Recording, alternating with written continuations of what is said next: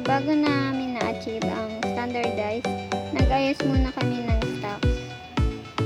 Sa SW1 first floor, naka-color sequence na po ang mga premium cotton. Extra small hanggang 3XL na po naayos.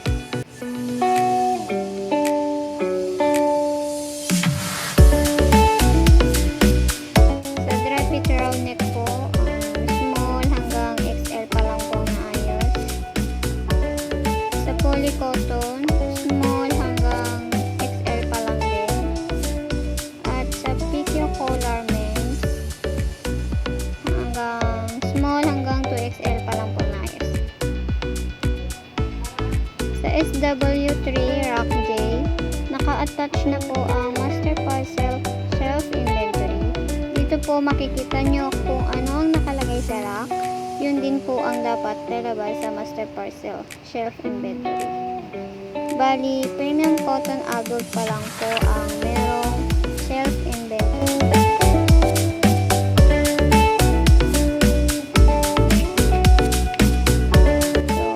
So, maintain na lang po natin na maayos lahat ng stocks at maging consistent sa ating ginagawa.